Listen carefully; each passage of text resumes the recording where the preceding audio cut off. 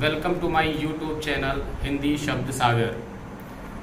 आज आइए आपको हम एक ऐसे टॉपिक से परिचय कराते हैं जो आपके एकेडमिक एग्जाम में भी काम आने वाला है और आपके कंपटीशन में भी बार बार पूछा जाता है। कोई भी कंपटीशन हो, इस टॉपिक से संबंधित प्रश्न बहुत बार पूछे जाते हैं। हाई स्कूल में आप एग्जाम दे रहे हैं, उसमें भी यह टॉपिक रखा हुआ है। इंटरमीडिएट का आप एग्जाम देते हैं, उसमें भी यह टॉपिक रखा हुआ है। तो आइए आज शुरुआत करते हैं एक काव्य शास्त्र का एक टॉपिक जिसे हम अलंकार कहते हैं। अलंकार क्या होते हैं, अलंकार कितने प्रकार के होते हैं, कौन कौन से अलंकार की परिभाषा क्या है, उसके उदाहरण क्या हैं, हम किसी अलंकार को देख करके कैसे बताएंगे कि इसमें कौन सा अलंकार है, ये सब चीजों से आज हम इस वीडियो में आपका परिचय कराते हैं। तो आइए शुरुआत करते हैं। अलंकार, अलंकार का जो शाब्दिक अर्थ होता है वो होता है आभूषण, श्रृंगार या सजावट कह लीजिए। जैसे कोई व्यक्ति अपनी सुंदरता को बढ़ाने के लिए अनेक प्रकार की सजावट करता है, श्रृंगार करता है, महिलाएं आभूषण पहनती हैं, इन सब चीजों से उनकी जो सुंदरता में वृद्धि होती है, उसी प्रकार हमारे कवियों ने भी अपनी कविता को सुंदर बनाने के लिए, उसकी शोभा को बढ़ाने के लिए उसको सजाने का काम किया था। वही जो सजावट थी, वही जो श्रृंगार था, वही जो कविता के ऊपर एक आभूषण लगाया जाता था, उसी को हम अलंकार कहते हैं। अब उस काव्य की शोभा किस किस माध्यम से बढ़ती थी उसके बारे में यहाँ पर आचार्य दंडी एक काव्य शास्त्र के बड़े विद्वान है, अलंकार शास्त्र के, उन्होंने एक परिभाषा दिया है, काव्य शोभा करान धर्मान अलंकारान प्रजक्षते।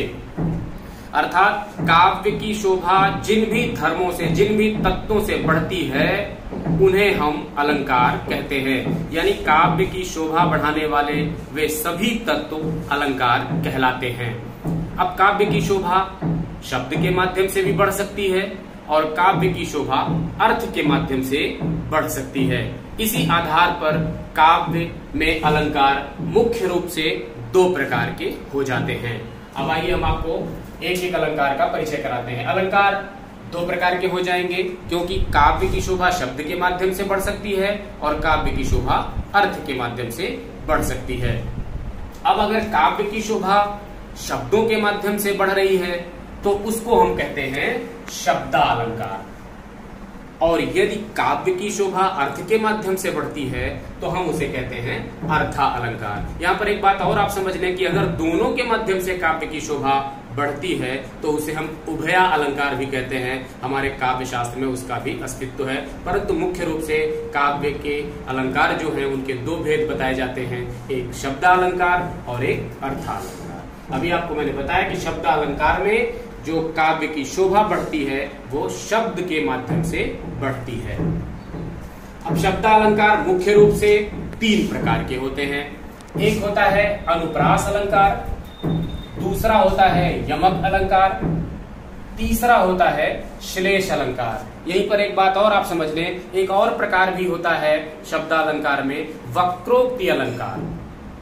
अब आप चूंकि मुख्य रूप से यही तीन भेद बताए जाते हैं, वो आगे की सिलेबस में है, कभी हम उस पर चर्चा भी करेंगे।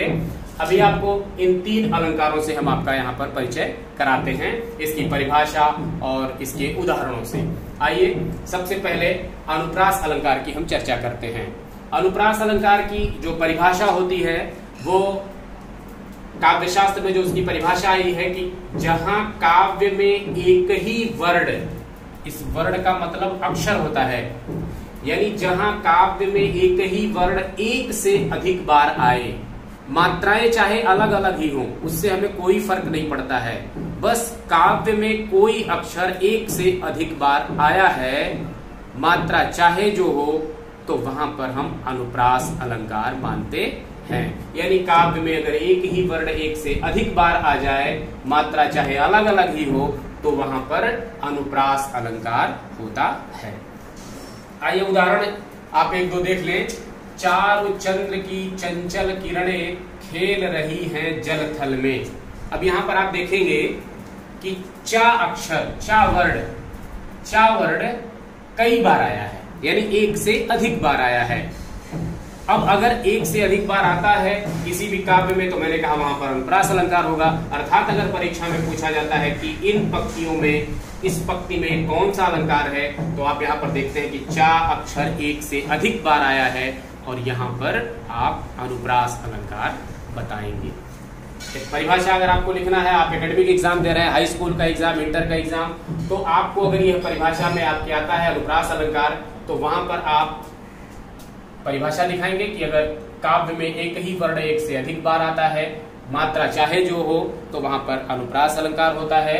और आप उदाहरण, चाल चंद्र की चंचल किरणें खेल रही हैं जल थल में। दूसरा उदाहरण भी आप देख सकते हैं, तरणि तनुजा तट तमाल तरुवर बहुछाए।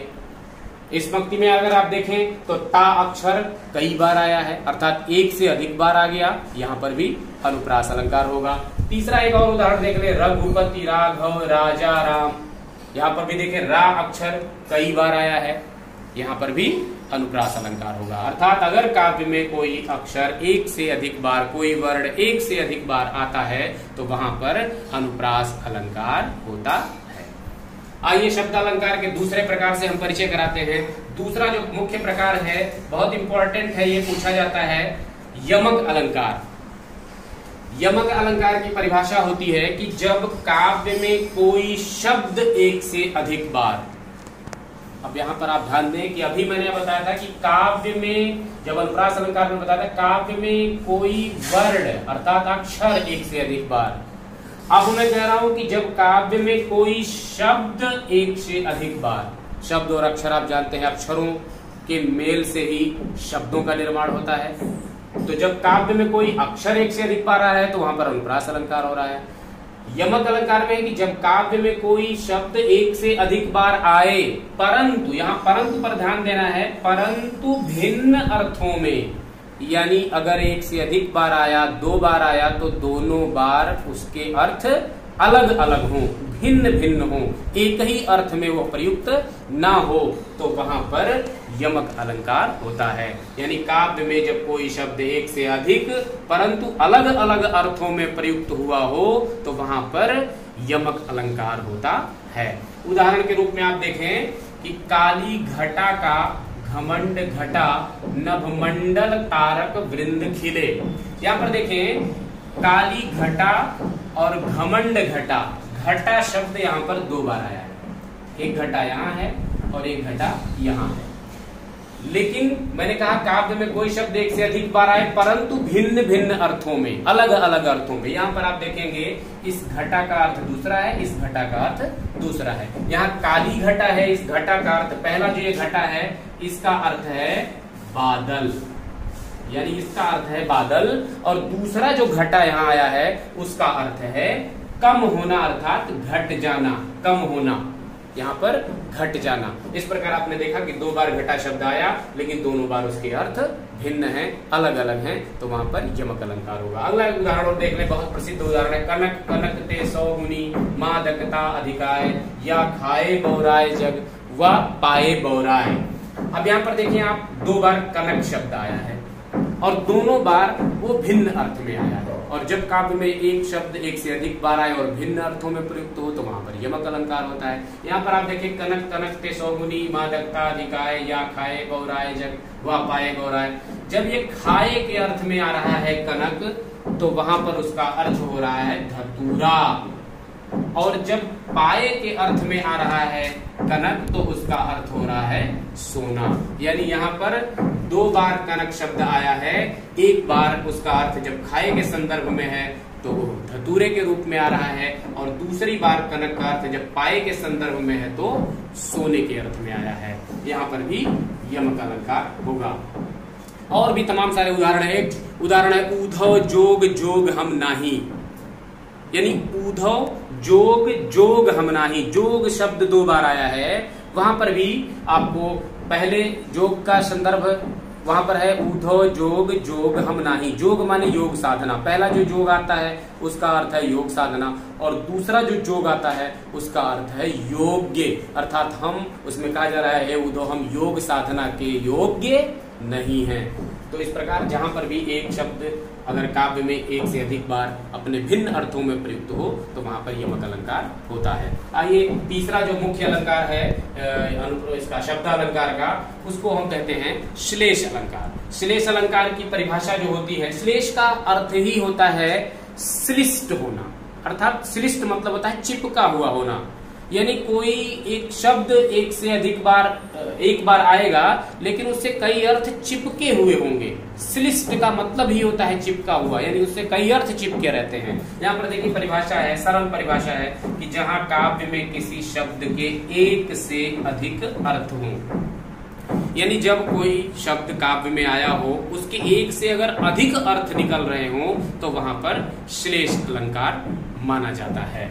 आप देखें एक उदाहरण है, पानी गए न उबरे मोती मानुष चून। इसका पहला रहीम दास का दोहा है कि रहीमन पानी राखिए बिन पानी सब सून, पानी गए न उबरे मोती मानुष चून। यहाँ पर जो दूसरी लाइन में पानी शब्द आया है एक बार, उसके यहाँ पर 3 अर्थ हैं और तीनों संदर्भ बस प्रसंग बस तीनों अलग अलग अर्थ यहाँ पर हैं, अर्थात एक ही शब्द के 3 अर्थ उसी में चिपके हुए हैं, श्लिष्ट हैं, जो प्रसंग बस अलग अलग दिखाई पड़ते हैं। आप देखिए पानी गए न उबरे मोती मानस चून, अर्थात पानी यहाँ पर अगर मोती के संदर्भ में आता है तो इस पानी का एक अर्थ होता है चमक से, अर्थात मोती का पानी अगर चला जाए, पानी गए ना उबरे, तो पानी अगर चला गया तो उबर नहीं सकता, अर्थात उसकी वैल्यू खत्म हो जाती है, उसकी कीमत खत्म हो जाती है। यहाँ पर पानी का अर्थ चमक से है, जो किसके संदर्भ में है, मोती के संदर्भ में है।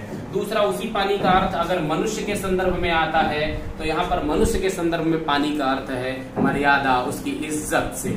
अगर व्यक्ति की मर्यादा इज्जत ये चली जाए तो फिर उसकी वैल्यू समाप्त हो जाती है। यानी यहाँ पर पानी का अर्थ जो मनुष्य के संदर्भ में है वो पानी उसकी इज्जत के संदर्भ में है, उसकी मर्यादा के संदर्भ में है।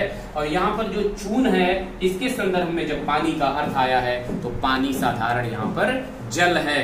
चूना एक ऐसा पदार्थ है जिसमें अगर पानी ना हो तो वो किसी काम का नहीं होता है, अर्थात यहाँ पर चून के संदर्भ में पानी का अर्थ जल है, मनुष्य के संदर्भ में पानी का अर्थ इज्जत या मर्यादा है और मोती के संदर्भ में पानी का अर्थ चमक है। इस प्रकार आप देखेंगे कि एक ही शब्द के एक से अधिक अर्थ यहाँ पर निकल रहे हैं, तो यहाँ पर श्लेष अलंकार है।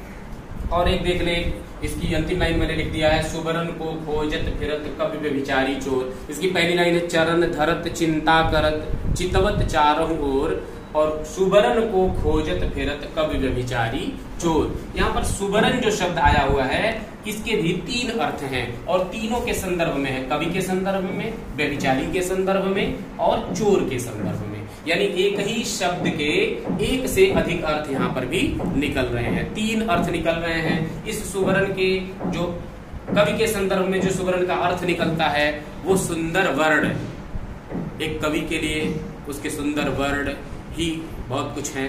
तो उस सुवर्ण का अर्थ कवि के संदर्भ में जब आता है तो सुंदर वर्ण से आता है। उसी सुवर्ण का जब व्यभिचारी के अर्थ में संदर्भ में अर्थ निकाला जाता है तो उसका अर्थ निकलता है सुंदर स्त्री। और जब उसी सुवर्ण का चोर के संदर्भ में अर्थ निकलता है तो उस सुवर्ण को सोना कहा जाता है। यानी इसी सुवर्ण के 3 अर्थ हैं, सुंदर वर्ण, सुंदर स्त्री और सोना। इस प्रकार आप देखेंगे कि एक जब काव्य में कोई एक शब्द एक से अधिक एक बार आए और उसके कई अर्थ निकल रहे हो तो वहां पर श्लेष अलंकार होता है। अब संक्षेप में आप एक बार तीनों अलंकार को समझ लें कि जहां काव्य में एक ही वर्ण एक से अधिक बार आए, मात्रा चाहे जो हो, तो वहां पर अनुप्रास अलंकार होगा। अब वर्ण में नहीं बोल रहा हूं, दूसरे वाला अलंकार जो यमक अलंकार उसमें है जब काव्य में एक ही शब्द एक से अधिक बार आए परंतु अलग अलग अर्थ में, भिन्न भिन्न अर्थ में प्रयुक्त हो तो वहां पर यमक अलंकार होता है। और जब काव्य में किसी एक शब्द के एक से अधिक अर्थ निकले तो वहां पर श्लेष अलंकार होता है। तो इस प्रकार आज मैंने आपको शब्दालंकार के 3 अलंकारों से आपका परिचय करा दिया।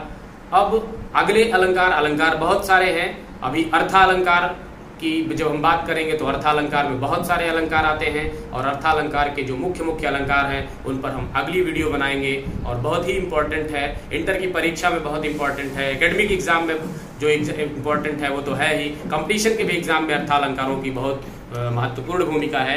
इन सब की हम चर्चा अगली वीडियो में पार्ट 2 में करेंगे। हमारे चैनल पर अगर आप नए हैं तो प्लीज हमारे इस चैनल को, हिंदी शब्द सागर चैनल को सब्सक्राइब कर लें। वीडियो पसंद आए उस पर लाइक करें और अच्छे कमेंट्स भी करें और बेल आइकन भी दबा लें ताकि हमारे अगली वीडियो को आप तक नोटिफिकेशन पहुंच सके। मिलते हैं फिर अगली वीडियो में, तब तक के लिए धन्यवाद।